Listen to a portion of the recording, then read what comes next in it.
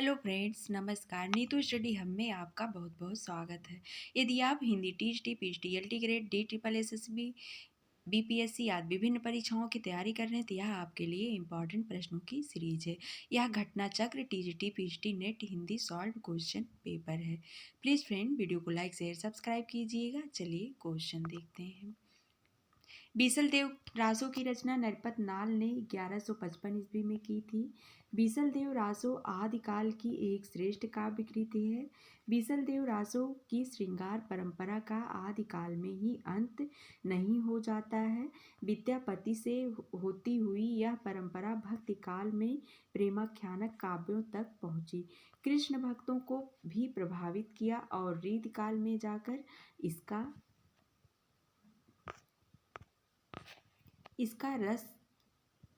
इसका सरस श्रृंगार काव्य के रूप में चरम विकास हुआ। बीसल देव रासो में हिंदी काव्य में प्रयुक्त होने वाला 12 मासा वर्णन सबसे पहले मिलता है। क्वेश्चन नंबर 67 है, बीसल देव रासो के रचयिता हैं। Option A Chandbardai, B Jagnik, C Narpat Nal, D Swayambhu. Right answer है ऑप्शन सी नरपत नाल। प्रश्न नंबर 68 है, बीसल देव रासो के रचयिता कौन है? Option A Jagnik, B Narpatnal, C Bhatt Kedar, D Chandbardai.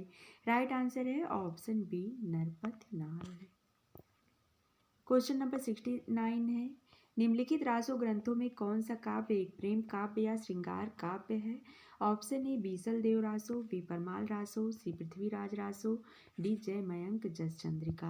Right answer है option A Bisal Dev Raso. Question number 70 है, निम्नलिखित में से किस रासो काव्य का मूल वर्ण विषय वीर रस ना होकर श्रृंगार रस है? Option A Kumar Raso, B Prithviraj Raso, C Bisal Dev Raso, D Parmal Raso. Right answer है ऑप्शन सी बीसल देव रासो। आगे देखते हैं। बीसल देव रासो में राजा भोज परमार की पुत्री राजमती और अजमेर के शासक चौहान राजा बीसल देव तृतीय के विवाह, वियोग और पुनर्मिलन की कथा सरस शैली में प्रस्तुत की गई है। इसमें वर्णित है कि राजमती की बातों से रुष्ट होकर स्वाभिमानी राजा बीसल देव उड़ीसा चला गया था। 12 वर्ष तक राजमती उसके विरह से दुखी रहती है। वह राजभवन की दीवारों को कोसती हुई वन में रहने की कामना करती है। सामंती जीवन के प्रति गहरी अरुचि का सजीव चित्र इस काव्य में मिलता है। किस रासो ग्रंथ को आल्हा खंड के नाम से जाना जाता है? ऑप्शन सी जगनिक का परमाल रासो। जगनिक के परमाल रासो ग्रंथ को आल्हा खंड के नाम से जाना जाता है। इसमें महोबा उत्तर प्रदेश के वीर आल्हा और ऊदल की वीरता की गाथा, उत्तर प्रदेश के अवध और मध्य प्रदेश के बुंदेलखंड की सर्वाधिक लोकप्रिय वीर गाथा है। 1865 ईस्वी में चार्ल्स एलियट ने जिस आल्हा खंड का प्रकाशन कराया था वह मौखिक परंपरा पर ही आधारित है। इसी प्रति के आधार पर डॉक्टर श्याम सुंदर दास ने परमाल रासो का पाठ निर्धारण किया और उसे नागरी पचाड़ी सभा से प्रकाशित कराया। क्वेश्चन नंबर 73 है, उत्तर प्रदेश में आल्हा खंड के नाम से कौन सा काव्य प्रचलित है? Option A Hammir Raso, B Parmal Raso, C Prithviraj Raso, D Kumar Raso. Right answer है ऑप्शन बी परमाल रासो। आगे देखते हैं। आल्हा खंड नामक काव्य ग्रंथ का दूसरा नाम है। Option A Kumar Raso, B Vijaypal Raso, C Hamir Raso, D Parmal Raso. Right answer है option D Parmal Raso. Question number 76 है, आल्हा खंड का दूसरा नाम है। Option A Parmal Raso, B Bisal Dev Raso, C Kumar Raso, D Hamir Raso. Right answer है ऑप्शन ए परमाल रासो। परमाल रासो काव्य कृत के कवि का नाम है। Option A Nal Singh Bhatt, B Jagnik, C Hemchandra, D Sarangdhar. Right answer है option B Jagnik.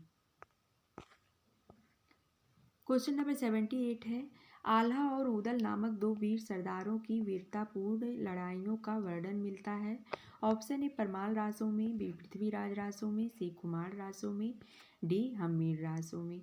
Right answer है ऑप्शन ए परमाल रासों में। क्वेश्चन नंबर 79 है, कवि जगनिक की रचना का नाम है। Option A Kumar Raso, B Vringavati, C Alha Khand, D Padmavati. Right answer है ऑप्शन सी आल्हा खंड। आगे देखते हैं, क्वेश्चन नंबर 81 है, 12 बरिस ले कुकर जिए और 13 ले जिए सियार, बरिस 18 छत्री जिए आगे जीवन को धिक्कार। किस विधा की रचना है? ऑप्शन ए सोहर, बी कजली, सी बिरहा, डी आल्हा। राइट आंसर है ऑप्शन डी आल्हा। उपर्युक्त पंक्ति जगनिक रचित परमाल रासों से ली गई है। इसमें आल्हा और उदल नामक दो वीर सरदारों की वीरतापूर्ण लड़ाइयों का वर्णन है। इसमें वीर भावना का जितना प्रौढ़ रूप मिलता है उतना अत्यंत दुर्लभ है। युद्ध के अत्यंत प्रभावशाली वर्णनों की इस काव्य में भरमार है। इसकी रचना लोक गाथा के रूप में ना होकर शुद्ध काव्य के रूप में हुई है। यह आल्हा विधा है। क्वेश्चन नंबर 82, वीर गाथा काल के प्रसिद्ध प्रबंध काव्य का क्या नाम है? Option A Padmavat, B Prithviraj Raso, C Kamayani, D Ramcharitmanas. Right answer है ऑप्शन बी पृथ्वीराज रासो। वीर गाथा काल का प्रसिद्ध प्रबंध काव्य पृथ्वीराज रासो है, जिसे आचार्य रामचंद्र शुक्ल ने हिंदी का प्रथम महाकाव्य तथा इसके रचयिता चंद्रबरदाई को हिंदी का प्रथम कवि माना है। पृथ्वीराज रासो के 4 संस्करण प्रसिद्ध हैं। सबसे बड़े संस्करण का प्रकाशन नागरी प्रचारणी सभा काशी से हुआ। इसकी हस्तलिखित प्रतियां उदयपुर के संग्रहालय में सुरक्षित हैं। सभा ने 1585 ईस्वी में लिखित प्रति के आधार पर रासों का संपादन कराया था। इस संस्करण में 69 समय खंड तथा 16,306 छंद हैं। द्वितीय रूप में उपलब्ध पृथ्वीराज रासो 7,000 छंदों का काव्य माना जाता है। इसका प्रकाशन नहीं हुआ, किंतु अबोहर एवं बीकानेर में इसकी प्रतियां सुरक्षित हैं, जो 17वीं शताब्दी ईस्वी में लिखी गई है। तीसरा लघु संस्करण 3500 छंदों का है, जिसमें 19 समय हैं।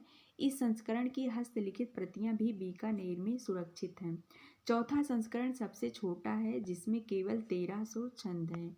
इसी को डॉक्टर दशरथ शर्मा सहित कुछ विद्वान मूल रासों मानते हैं। चंद्रबरदाई महाराज पृथ्वीराज चौहान के दरबारी कवि थे। इनकी भाषा को भाषा शास्त्रियों ने पिंगल कहा है। इसमें महाराज पृथ्वीराज व उनकी प्रेमिका संयोक्ता के परिणय तथा युद्ध का वर्णन है। चंद्रबरदाई पृथ्वीराज के राज कवि ही नहीं, उनके सखा और सामंत भी थे तथा षड्भाषा, व्याकरण, काव्य साहित्य, छंद शास्त्र, ज्योतिष, पुराण, नाटक आदि अनेक विधाओं में पारंगत थे। फ्रेंड्स, आज के लिए बस इतना ही। मिलते हैं अगले वीडियो में। धन्यवाद।